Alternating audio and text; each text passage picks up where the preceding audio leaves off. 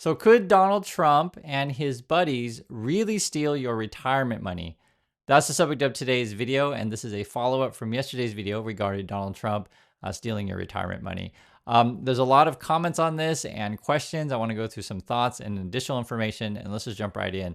So first, this is from Jet Eagle, and they say, Dema rat, rat, poop, rat, propaganda, and lies. That's a typical response from a Trumper.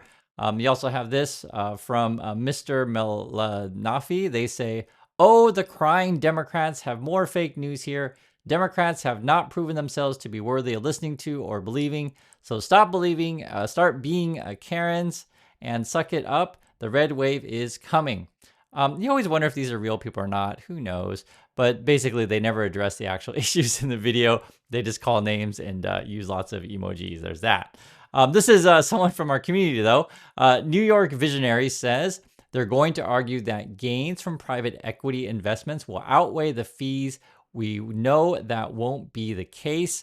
And basically, yesterday's video, we're talking about how they want to privatize retirement money, 401ks, etc. So yes, people in our community actually do understand what we're talking about, and I would agree.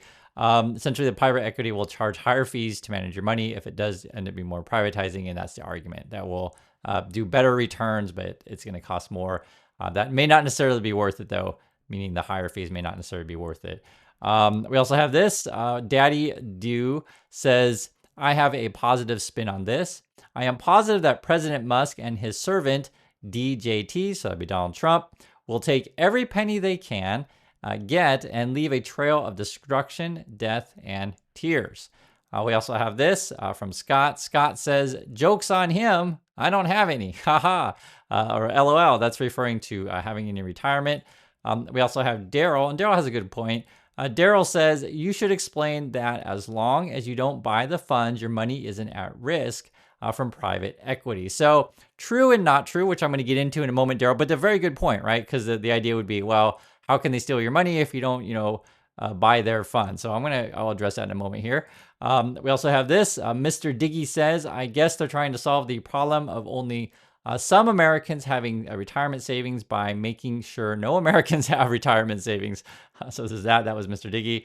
And also Sunny says, like the bankers who caused the crisis of 2008, gamble with people's money, cause the economy to crash, bail them out by taxes paid by regular people.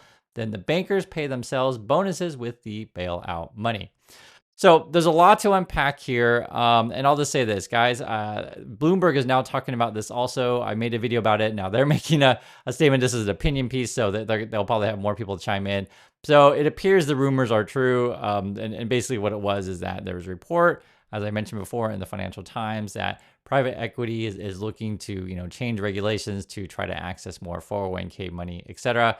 And they want to move it into illiquid real estate or other types of things, leverage buyouts, that kind of stuff.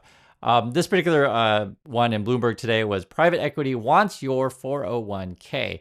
So myself and my opinion on this stuff, I'm against these things. I think they're too risky for people's retirements. This is stuff you don't want to gamble with. And make no mistake, private equity wants to gamble your money. Make no mistake. Now, if you read many of the financial publications, right, or listen to, it depends on what stuff you listen to.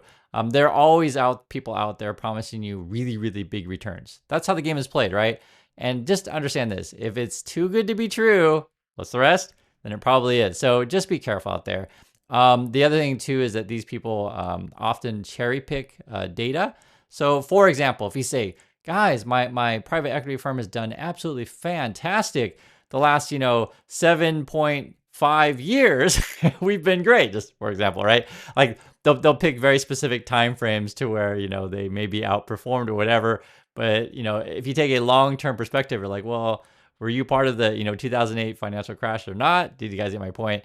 So always be careful out there. And that's sort of generally, again, this is people's retirement money. Don't gamble with it. But I will read other people's perspective on this. So Matt Levine had some interesting points. So he says here, and I'll read it. He says, the people making these sort of illiquid investments, this would be private equity stuff, these people making these sort of illiquid investments will tend to be professionally managed investment funds, venture capital, private equity, or private credit funds with long lives and no need for immediate liquidity. Okay, so you don't need the money now. So chances are these aren't your regular people that usually do this stuff.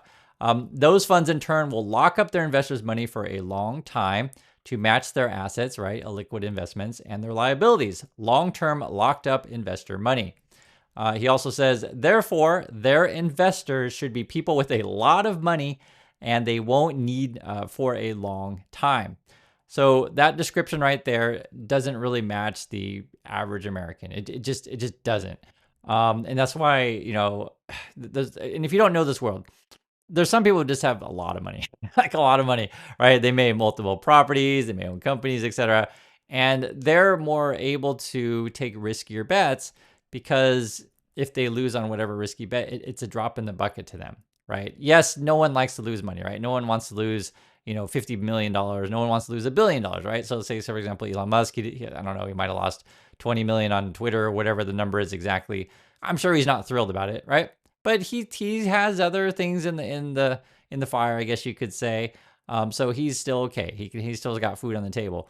But if you or I, lose $23 billion or whatever it is, I mean, that's some serious, change, right? So these people live in a different world again than you or I, right? I'm sorry to say I can't lose $23 billion or whatever on Twitter. That's so, I mean, even these people here are saying the same kind of stuff. I'll read more what this guy says here. It says, insurance companies are the most obvious example. If you sell life insurance policies or annuities, you will invest the premiums you get, and you quite predictably won't have most out of it for a long time. If an investment manager comes to you and says, I quote, if you invest with me, I can give you better returns than public markets, but I have to warn you that you can't get your money back for 10 years. That's perfect. You won't need the money for 10 years, and you like high returns. University endowments and sovereign wealth funds have similar profiles and like to invest in private assets. So again, we're talking about a class of people that is going to be different than average. Also, past results are not necessarily indicative, right? It doesn't predict future results. You just don't know. And again, the argument is we'll get higher returns if you throw all your money into more riskier stuff like private equity, but you have to pay higher fees for that, right? But again, nothing of this stuff is guaranteed, and I just don't condone gambling. That's essentially what it is. It's more risky stuff. Private equity also tends to have less disclosures, so you don't know, not as so much transparency. You won't know exactly everything that they're doing, and and this is just in your situation. Like for regular people, you may, have medical emergencies or any kind of things to where you'll need the money, just for whatever reason. I don't know your situation, but it happens for regular people because again, you're not the wealthy individual who can just, shed $23 billion and you're still going to be fine. You're in a different position. I'll read a different example, and I know some people will say, but Chris, I want to be awesome and short the housing market just like Michael Burry did, etc. I mean, it's hard to say that kind of stuff, right? If we should all be short in the housing market. I mean, sometimes people get lucky. Sometimes people are really, really wise. I'll just give you an example of Michael Burry's situation.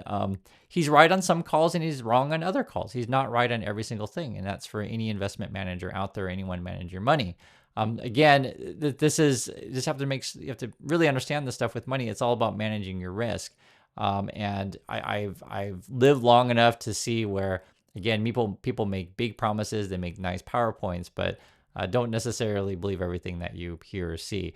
And that includes even my channel. Please look everything up. Please do. Also, please have conversations with people in the community. Please do. Like I said, when I read comments from people, I can tell people who understand my videos and I can tell people who don't. And I'm also a little bit mean sometimes because it's frankly the truth. A lot of the MAGA people, they're dumb as crap. There's no other way to put it. And they vote against their interests, thinking that these wealthy billionaires care or even think about their lives at all, which they frankly don't. People like a Trump, people like a Musk, they'll gladly take all of your money. And it's pretty awful. I get it, guys. I get it. I read the comments, like the MAGA people like, oh, but Chris, someone has 80 genders and that just ruins the world. And the question I posed to you is, okay, let's say someone wants to change their gender or whatever they want to do. They want to wear different clothes. How does that affect your retirement? How does that affect you personally? And it's a serious question. If people get married, gay people get married today, how does that affect your life today? It doesn't. It doesn't. It doesn't at all. And like, why care? But you know what really affects your life? If these people gamble away your retirement, put it on risky assets, or use your tax dollars to bail themselves out for risky choices they've made with money. And that's something that I've seen quite a bit. And I'll give you another just really simple example. In the United States, if this is just how it is, I'll be honest with you. If you're a black kid and you're, at the wrong place, the wrong time, and maybe you steal a candy bar, right? Which I don't condone. Don't steal anything. Don't steal candy bars, right? But if you look a certain way and the police come and they're in a particularly bad mood, your life is in danger, right? Just think about that. Opposed to, just think about this.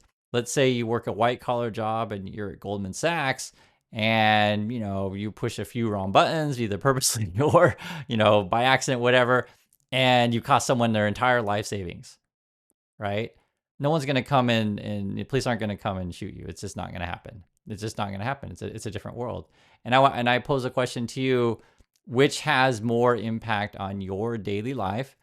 Someone on Wall Street who has control of big funds, etc., including your retirement, or the kid in the street corner who's stealing the candy bar? And unfortunately, we live in a world where the Musks and the Trumps, they want you to focus on the kids stealing the candy bar. And I don't disagree. Stealing candy bar is not a good thing. I don't disagree, right? But someone stealing your retirement, that's much more serious, and things that I wish we would talk about more in USA. But I completely get it. I get it more than guys. MAGA are freaking idiots. I totally get it. I just don't talk about it all day, every day, because like, what can I do? Can I make songs about, idiot MAGAs every day?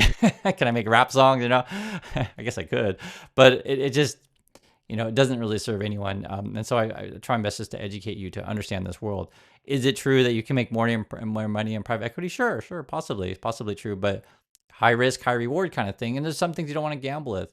And even the guy who's, and this would be the Bloomberg piece that, he's kind of tends to be more pro private equity, but he even concedes as well that these kind of things tend to be more for wealthier people who can afford to take the losses if need be, or don't need the money right away for 10 years or whatever. But again, that's not even guaranteed, right? Because these firms may say, hey, in the last 7.5 years, we've done fantastic. And the question you should be asking, well, what about the last 15 years, right? Et cetera. Here's another article related. This says how private equity funds could hurt Americans under Trump. And I'll just read a description, and I'm just going through different stuff so you hear different points of view other than mine. This person says here, what these investment funds share is their eponymous privacy, right? So they want to keep things private. Privacy that obscures how risky their trading strategies might be, how much leverage they are using, right? How much risk they're taking, how much they're borrowing, how much leverage they are using, and what sort of preferential treatment they are giving some investors over others, right? So, you're going to have the VIP ones, and maybe they get a little bit better fees, or maybe they get in a little bit earlier than you, right? And then after they get in early, then they start selling the crap to the general public, right? Don't think that if the private equity is going to be, opening up your 401ks to them, that you're going to be in first in line. It's not going to be like that. Let's be honest here. You guys know what I'm saying is the truth, but just they don't sell it to you that way. They more sell you the hopes and dreams. So, like I said, I'm giving different perspectives. Also says here, by confining their pool of participants to a small group of sophisticated investors, typically university endowments, sovereign wealth funds, pension pools, and other wealthy entities, these funds are structured to avoid the federal securities regulations that would otherwise oblige them to publish registration statements, quarterly reports, and similar sources of information about how they operate their firms and compensate themselves, right? So again, none of this stuff is open as, say, the public markets. It's a different world. Also says, depriving the market and regulators of that information belies the systemic risk these funds generate, such as those that triggered the failure of the highly leveraged, right, hedge funds. So we're talking about borrowing lots of money on borrowed money assets, or leverage assets, I should say. But anyway, fund long-term capital management in 1998, and the pair of Bear Stearns hedge funds that collapsed at the outset of the 2008 financial crisis. If you're old enough to remember this stuff, you'll know exactly what I'm talking about. And unfortunately, again, I'm going to be mean again. Sometimes I just feel like in the mean mood. Even if you're old enough to understand this stuff, there's a bunch of MAGA people out there that are just too stupid to understand what happened. And maybe they don't have any money anyway. And so they're like, well, if I don't have any money, no one else should have any money either. Or if I enjoy burning money, everyone else should burn their money along with me, and we all be miserable together. But not everybody wants to be a miserable MAGA like you. Not everyone wants to lick the billionaire boots, but there, there's that. If you watch my channel, I try my best, guys, to keep you informed and educated, show you guys stuff that other people don't show you. Because to be perfectly frank, most of YouTube is very, very small. They focus, one very small issue and one video, and they don't cover everything. And I'll show you guys what I'm talking about. So, for example, if you want to see more visceral, viewpoints of this stuff, see the movie Margin Call if you haven't already. It's a good movie. It's done very, very well. It's about the '08 crisis, and basically friends lie to friends. It happens. See the movie Bitcoin. It's about how these crypto companies will cheat you. See the movie The Apprentice. It's how Donald Trump specifically will cheat you. And this is like today, because I want to get to Daryl's point, who asked the earlier question. What if we don't buy into it, et cetera? How can they steal my money? So there's this. The ETFs, this just came out today, they're restructuring all these different funds and stuff like that to be really, really complicated. That's how they'll do it, right? They'll say, hey, here's all these options. They may write these sort of flashy descriptions, and the way the Republicans sell this to you is like, hey, we want to give people a choice because it's your money, it's your choice. But guys, the average person can't manage their checking account, let alone decipher a multitude of funding options for their retirement money. So when Republicans say you can be just like the rich people, etc. I'm just being honest, and I know it's a little bit mean, but you guys know this. There's probably several people in your life around you, etc. that routinely are out of cash, or always asking to borrow you money, etc. And it's like, you're like, well, why do you need to borrow money from me? You have a job. I know you have a job. What'd you do with your money? And they'd be like, oh, I lost it at the casino, or, oh, I crashed my car into whatever. Like, there's some people who just can't manage their lives that well. And so if you give them the opportunity to manage their retirements, they're going to lose everything. That's how it's going to be. I'm telling you the truth. You watch YouTube, there's all these people out there that say, oh, you got to put your money on doggy coins and stuff like that. And someone's like calling up, whatever, fund manager or whatever, and saying, and just be just a regular person, say, hey, I just saw on YouTube this guy's talking about doggy coins. I want to get on that doggy coin. I mean that's the crap that the Trumpies and the Muskies want you to sell you. And it's going to get worse. So you got these complicated funds that no one will understand. You're going to have all this crappy crap they're going to try to sell you. People who are, currently in the regulatory space. So this would be the CFTC, so that was at the Commodities Future Trading Commission. I think that's what it stands for. They're going to be stepping down. We're going to be having a changeover in the SEC. I get it. The Republicans are happy that we're going to have no regulations in the SEC or the market. So therefore, just insider trading all day, every day. Let the rich people get in line first. I hope you guys understand what I'm saying. I'm showing you, everything that I look at every day, and so get a sense of how to understand the system, what's happening. And most of these people up at the very top, they don't care about you, right? That's not about educating you at all. They're about taking your money and then putting in their risky and stuff. So for example, and just to answer Daryl's questions, in the how could they trick people? So this is an example of all the different keywords that they're using in the new ETFs, right? They're putting all kinds of different stuff: leverage, short, single name, options based, alternatives, crypto, tax optimization, and you'll combine all kinds of stuff. And oftentimes these things will actually underperform the market when the average person is better off just buying, index funds. You're better off paying your debt. You're better off paying, buying treasuries, bonds, etc. Just playing it relatively safe. I have no problem if you guys want to do individual stocks or other things, if you want to do the complicated stuff, but keep it a very small portion of your account. The problem is, though, and that's what I'm saying, is that if you let people like manage everything all by themselves and in this namesake of, quote, freedom, people will lose it all. They really will. They'll find excuses to go gamble at the casino. And it's sort of why what's interesting is you want to track the markets, what markets say. They'll tell you a little bit different stuff in something than you'll hear in regular news and stuff like that. So for example, we can see the bonds are selling off. I think the bond market is basically saying Trump's going to go into deficit spending, and he's going to try to probably borrow more to pay for all his tax cuts for the rich people, or borrow a bunch of money to pay to buy Greenland or whatever he's planning to do, or attack Canada or England or whatever stupid crap. I mean, the guy is so unstable, and the markets are telling you that, right? That's going to go into deficit spending, probably larger national debt, etc. And I also want to put in perspective, it's not just Trump, right? You have Trump being crazy, plus you have a global economic slowdown. So this is the kind of stuff that's happening in China. There's the headline: markets sound alarm over deflationary spiral in China, right? People, don't pay attention to what people say. Look at where they move their money. And I'll give you an example. And this is just a real physical problem. Like it's not just hypothetical. It's a physical problem. There's a bunch of empty buildings in China like this, or neighborhoods or districts, however you want to call these things, or cities, I guess a better way to say it, where a bunch of people borrowed a bunch of money speculating that everything's going to go up forever in real estate. And it just can't. There's not enough buyers. So you have all these unfinished properties. And what do? You can't really sell them, right? Someone actually borrowed money to buy or build said thing, and then they're out. They're kind of screwed because they don't have a house. They now owe money to the bank. They can't live in their house. They can't sell their house. There's nothing there. And I'm sure, well, actually, I know for a fact, because we live here in Korea, it's a similar kind of situation. You'll see these sort of pop-ups, kind of, what sort of say, model homes, and these people will try to sell you a bunch of hopes and dreams of basically stuff. Sometimes they don't even start construction. I made a video before. I'll put a link and you can find it. But sometimes they'll try to sell you this major property real estate investment that you're gonna make a ton of money, and they don't even own the land that they're selling it to you on. Like, it is that egregious. So this is stuff that happens, say, here in Korea, say in China. And it's similar kind of things that happen in the USA. People are out to scam you all the time. And what's crazy, it's absolutely insane, is like anyone would think that this guy, the Trump dude, who owned casinos that went bankrupt, would care or give a rat's ass about any regular person. It's absolutely nuts. But that just shows you the general intelligence of the American population. It's not very high. And I know I'm being mean, but I'm telling you the truth.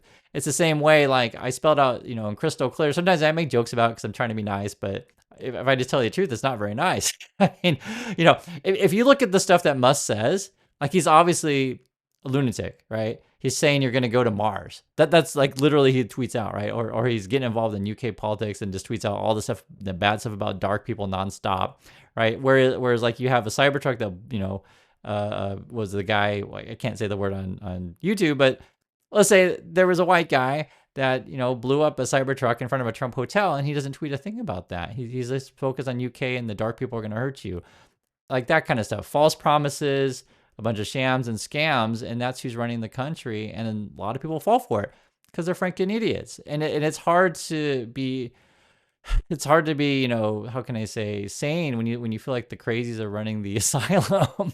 But that's where we're at. And I just want you to know, guys, when I do talk about and do the videos with this stuff, it is not everyone. Not everyone out there is a freaking moron. It's not everyone. I can tell in our community when I read your comments, and I can tell you guys understand my videos, but I can also tell the MAGA people who don't understand it. It's obvious. They're either bots, because basically the way the bots work is that they'll just put general comments of like, oh, you voted for Kamala. Oh, you're just a Democrat. Like, that's just a general comment, right? It may not even be a real person. And then occasionally you'll get someone who is real, but like, they're either liars or they're really disingenuous. Again, I'm smart enough to be able to read, so I can tell. And this is sort of why I show you guys everything. Can I predict what the markets are going to do for forever for the next 10 years? No, absolutely not. I mean, that's like 10 years from now. I don't know. But I can manage risks well enough to, like, it's obvious that Musk and Trump are untrustworthy. It should be obvious. And it also should be obvious that, to be fair to Musk and Trump, I can't blame everything just on them. They're just making things worse, because you were talking about an economic slowdown, and then these kind of people, they start blaming dark people. That's the game plan for these sort of far-right-wing people. Blame a minority group, blame trans, gay people, right? Like as if that affects your retirement or anything at all, right? And these are really, a small minority group of people, and they're vulnerable because they're already not the norm. They're not. And I have no reason to hate said people or whatever. I mean, it's ludicrous, but people fall for this stuff. And that's not going to help you get your factory jobs back. I hate to break it to you. So there's that. So anyway, I hope this all makes sense, guys. Please be safe out there, and I'll catch you on the next video.